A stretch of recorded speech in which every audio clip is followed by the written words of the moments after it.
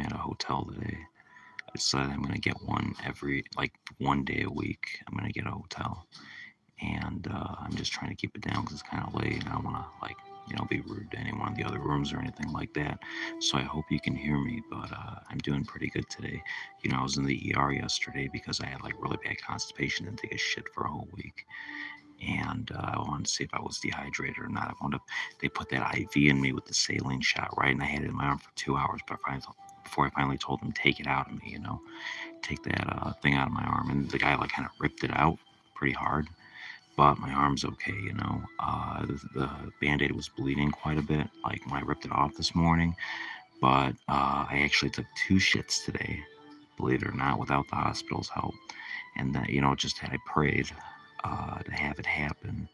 And then I wasn't dehydrated either, so that's a blessing too. These little blessings pile up in my life, and I've learned over the years. I'm in my 30s now. I'm not gonna say my exact age, but I'm in my 30s, and I realized I'm really the only one I can depend on to take care of myself. Right? No one in my family is going to be there. Nobody. Friends come and go, right? And I have a few best friends, but I mean, they've ultimately got their own lives, and they've got their own families to take care of, and they've got their own priorities, their own situations. I'm the only one that can take care of myself today. And I know I can because I do a damn good job at it, right? I'm very good at taking care of myself, taking care of business, getting everything done. I just watched the movie Twister, and it's a great movie. The one from the 90s. I love that movie so much. The part where Bill tries to warn Eddie to get off the road or whatever, and then the freaking tower thing goes whew, and impales the car and impales him. It's fucking crazy, dude. I haven't seen this movie in years, and like I was watching it again, and I realized like at the end all the debris is flying and all the boards are flying and shit. Little missiles are being generated from the F5 tornado. Someone just joined my chat, and I hope you're doing well. I'm in a hotel tonight. I decided I'm going to get a hotel one night a week because I'm living in my car. I've been living in my car for the last month. Um, my advice to all of you guys, though, watching is to not give up. Things are very difficult in this society right now, and everything is very expensive, but you can make it work on your own, okay? I've made it work on my own. Last winter, I was on my own. I was taking care of myself. I wasn't getting any money or assistance from anybody, and I would take care of myself, right? Uh, my advice to you, if you want to take care of yourself, you want to be on your own, get a job that makes 15 bucks an hour minimum. Okay, don't sell for anything less than 15. It's not enough. You can make it work. It's very difficult, but you need at least 15 bucks an hour full time to do it, which equates to like maybe 530 bucks a week or so. Something like 500 bucks a week or so is like 15, something like that. I think when I was making 15 bucks a week with my state's taxes, I was getting like $493 a week. When I was making 16, I was getting like 530 bucks full time. And now that I'm making 18, I get like maybe $600. Hi, how you doing, Judge Anno 857? I hope you're good, man. So I'm talking about how to make it work because I take care of myself and I'm on my own basically. And I'm the only one I can depend on to take care of myself today. So I'm telling you how to make it work, right? I'm telling you how you can make things work because everything's really expensive right now. And a lot of people feel hopeless, like they can't ever get a house or ever have a life. But you can have a life today. I'll tell you how to do it. So listen up. I'm not going to repeat it again. I'm going to start talking now and I'm going to finish till the end. So just bear with me here. First thing you want to do is you want to get a job making 15 bucks an hour, bare minimum. That's $490 a week. For me, it was at least full time after taxes, right? Any less than that, it's not going to be enough. Okay, you want to have at least like 500 bucks coming in a week. Okay. Second, you want to get a room for rent. Okay, go on Craigslist, go on roommates.com, go on Facebook Marketplace and find a room for rent where you're renting with like one other person because it's only like $600 or $700 to share a room with people if you find a cheap room. Okay, and that's manageable. You can make that work. Okay. Next, do your shopping at places like Aldi's and Kroger, places that are cheap. Live frugally and live within your means, okay? I would spend like 30 bucks a week on groceries last winter when I was living on my own, and I made it work, man. I made it work out. And, you know, they cut off my insurance, my Medicaid, and I was on Suboxone films back then. I'm not anymore, but I was back then. And they were expensive. And I still made it work where I could pay for them, pay to have enough of them, and then still take care of myself, right? Because I live very frugally. I'm very good with money, and I live within my means today.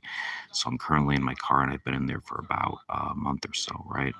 And I'm saving up right now. It's really difficult, though. I mean, I've been looking for room for rent, but my Facebook got deleted. So I can't use Facebook Marketplace to do it. So I've been stuck with like roommates.com. It's more difficult than it looks. But if you follow those three things, get a job making 15 bucks an hour bare minimum. Like I said, 15 bucks is like 590 bucks a week. 16 bucks was 530 bucks at my last job a week. And then now at 18 bucks a week, I get like 36 hours one week, 44 hours the next week. At 36 hours, it's about 530 bucks a week. And then add 44, I'm not sure because I haven't gotten a check for that yet, but I got like 42 the first week, and I made like $600 or so. And that's doable. That's manageable. Okay. So if you're like living with your parents and you feel like you can't get out on your own, 15 bucks an hour minimum. Second, room for rent. Third, live frugally and shop smart. You do those three things, you'll be out on your own in no time. Hi, how are you guys doing? I hope you're all well. I'm in a hotel tonight. I decided I'm going to get one hotel a week. That's my treat to myself to decompress from all the BS because I live in my car the rest of the week. I sleep in random parking lots, and I tend to mix it up, right? If you're ever homeless and you're out on your own, stay in parking lots, but find like a good like 5 or 6, find one place a day per week, right, and rotate them, because you can't park at the same place every night. I've noticed because when you park in the same place, people get wise to you that you're homeless, and they kind of start watching you a little bit. And like at my gym that I was parking at, the gym where I got a membership to, so I can take care of my hygiene, people are kind of dicks there.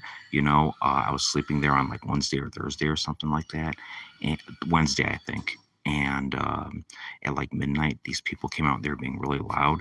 And I think they saw me in my car because they decided to fuck with me. And they were like, one of them honked his horn or whatever at the car. And another guy was like, "You're a dick, dude." So I think they were doing it to like mess with me and keep me up. So I moved parking lots and went somewhere else. So I try to rotate it, you know, I try to keep it like on rotation, you know. Yeah. If you get a Planet Fitness gym membership, you can, you can go to any Planet Fitness with the black card, and it's like 26 bucks a month, but you get showers every day. You can take a shower every day, maintain your hygiene. You can get a Phillips and Relco razor. You can shave your beard and stuff, and just buy basic hygiene products, you know, and you can take care of yourself, no problem. I mean, you can make it work, you know. Get a surge protector and get like 3 or 4 plugs. You can plug your phone, go to a coffee shop during the day if you're not, on the days you're not working, and plug your phone in. I have a backup charger that I got my last job as like a birthday present, and you can plug like, it's like a brick kind of. It's like its own brick. It's got power in it. You can plug the thing in and plug it into your phone. I'll show you actually. I think I have it here in my backpack. Let me see if I can find it really quick. Yeah, I got it. It's dark in here, but let me see. It's really cool. It's this thing. It's this thing right here, right? And the way it works, it's got these little things on the back where you can plug it into stuff, but you can just take your cord out of the brick, right? And you can plug it into this thing. I'll show you. So this was plugged into a brick. Now my Nintendo Switch is in this right now, right? So check this out. I got this thing right here. Plug it in like this, and the power light comes on. It should come on here in a second. Hold on. There we go. There it goes. See, it's at 100% right now. I'll give you the percentage it's on, and it's plugged into my Switch, if you can see it here. So then my Switch is actually getting power right now. Let me see if I can get this on here. Don't get what? William Haskett. So I got that plugged in, but it's already at 100%, so it won't show that it's charging. But yeah, you know, like, just don't give up. That's my point, guys. Don't give up. Don't quit, you know, no matter what. Hi to all of you that said hi to me, by the way.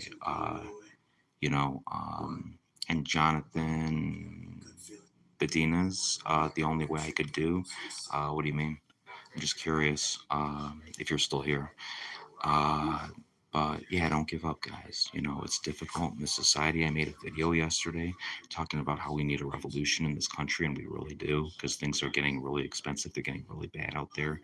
Everything is a psyop, everything is AI these days, and a lot of people feel hopeless. But my advice to you, if you believe in God, if you believe in Jesus, and you believe in kindness, I make enough money where I can pay my bills, but then I set aside some money every month. I go around, and I don't like talking about the kind things I do usually, but I'll give you some advice. If you ever see someone struggling and they're really like destitute and they really need money and they don't just come up and ask you for it, go up to them, give them like 20 bucks, and then don't talk about it. That good karma will funnel right back to you. It creates a positive feedback loop. The way reality is structured, there's positive entanglements and negative entanglements.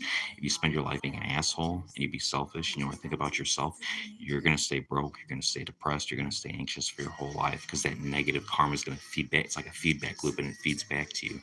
But you give people money, you give people money sometimes when they're struggling, and that good karma will come right back to you. Just don't talk about it, because when you talk about it, it's like validation. It's its own drug, right? You're seeking validation. Um, Bro, you so close to me. What do you mean? Just out of curiosity. And then I miss. Okay.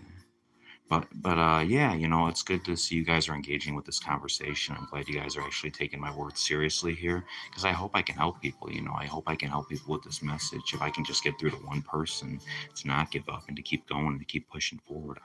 I'm living in my car right now, and I quit vaping the other day. I literally quit vaping in my car. I got sick of it, and I just threw the vape out of the car.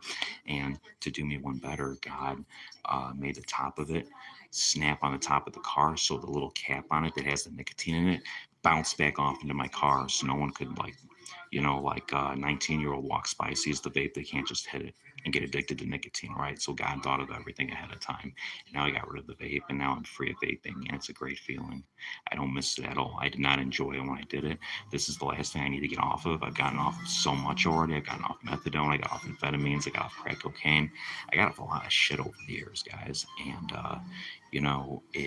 if you're struggling with like drug addiction or alcoholism, keep cracking away at it. That's another piece of advice I can give you. If you're trying to quit something, keep cracking away at it. Don't give up. It'll get better and better over time, and you'll eventually get to a point you don't miss it at all. You don't think about it at all. Bro, the cop arrested me because my name is Dekanyoe. Oh, bro, come on. That's a good one. It took me a second, but that's a nice quip. But yeah, don't give up, guys. Keep going. Keep fighting. Keep fighting for your place in the world, okay? Because it will get better. You keep going. You don't give up, and good things will happen, right? Good things will come to you. Be kind to people. Treat people with respect. Um, I was thinking about this the other day. The baby boomers are a very selfish generation, right? You look at the Good Friday videos from like 2007 to 2011 that were on YouTube. People trample over each other, and they would kill each other. Literally, they would trample people to death just to get stuff for cheaper. That's ridiculous to me. I can't even wrap my mind around that, because it's like, what the hell, I mean, is stuff really more important than people? The inversion of reality, there's the pentagram, right? And it's shaped like a star. And then there's the inverted pentagram. And all the points of the pentagram are the symbols for the five elements. One of the points represents earth. One of the points represents water. One represents fire. One represents air. And the top one on the regular pentagram represents ether. Now, the top one is ether, right? Earth is over here. And what it symbolizes is that spirit is above earthly things, earthly desires. When the pentagram is inverted, it literally looks like a devil. If you draw an inverted pentagram, it looks like a demon with horns and a little demon beard, right? Like a little devil beard. And what it means is, uh, spirit is down here, akasha, spirit, ether is down here, and then earth is up here, meaning earthly things come before spiritual things. When you live for earthly things before spiritual things, before God, life gets hard, because you're not living properly. You're living out of alignment with God. It's called the Lucifer experiment, when a spirit deliberately chooses to cut itself off from God and renounce God. And that's what our society has done. I think that's why our society is suffering right now. So I see a lot of people getting back with God, getting right with God, right? And let's see here. So, I mean, live in line with God, right? You want to live for God. You want to live for Jesus Christ. And you want to be kind at the same time that you do. Because there's a lot of people that claim they're children of God. They claim they live for God. Claim they live for Jesus. But guess what? They don't. It's that simple. They don't. I know some people in the NA program because I'm a recovering addict, of course. I'm 3 years clean. And these people, they don't live for God, man. There's one guy, he always says, I'm a recovering child of God. But he runs a recovery house, and he always asks people that come in there, are you on Suboxone? And if they say they're on Suboxone, he won't let them live with him at all. He'll just turn them away, and then he'll go tell everyone that they're on Suboxone and that they're not clean technically, even if the Suboxone's keeping them alive, even if it's keeping them off fentanyl. So he's not a child of God. He's literally the devil's errand boy. You want to be very careful of these people. This is the last thing I'll talk about, then I'm going to cut it. Basically, people you want to fear are the people that look like they're friendly. They're the people that act like they're friendly, like they're your friend, but they're really demonic, right? Because when a person is just like a shitty person, you could tell, to stay away from them. It's in the deception that really burns my ass, right? Because when someone's like, they act like they're nice, but they're really nasty people, then a lot of people don't know that and they get deceived. The final thing I think I'm going to talk about is this. Serial killers and like psychopaths have one trait you can look out for where you know that they're crazy. And this is how I spot psychopaths almost every time. What you want to do, and I'm going to ask you, William, just really quick, and it's cool, you're just being funny, but just kind of cut down the messages a little bit because I don't like when people spam my chat. Uh, I do appreciate your engagement though, but yeah, just cut it back just a little bit. But yeah, the way you can tell is they don't blink. They don't ever blink, right? They'll talk to you and they'll be talking to you and they'll be staring there and they will not blink once. In like 5 minutes, there was this guy who works at my company. He was giving a speech for us. And he was like one of the head directors of our company. And I watched him for 10 minutes. He didn't blink one time in those 10 minutes. So I know to stay the hell away from him because he's probably psychotic, dude. That's probably how he got so high up in the company because he's probably ruthless and he doesn't care about other people. You got to be careful of these people, man.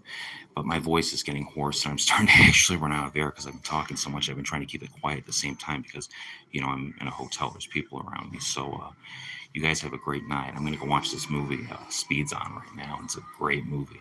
I love those 90s movies. I love 90s culture, man. Tales from the Crypt, Fact or Fiction, Beyond Belief. I love those shows, man. Star Trek The Next Generation, even though I think it started in the 80s, it went on into the 90s. Like late 80s, early 90s is my favorite era for TV and culture. So I'll see you. I haven't blinked or took a breath. I blinked a few times. I have. I'm just really into this video. If you want to think I'm psychotic, you can go right ahead. But I do blink. I do blink. If you watch me, you go back and watch this video again, just pay close attention. I probably did blink a few times. So I'll see you later, guys. You have a great night. William Haskett, thank you for all the engagement, bro. Thank you so much for the likes, guys. I appreciate everything. I'll see you around. You have a great night. And just remember what I told you. Just don't give up. It will get better. All right? See you around. God bless. Goodbye.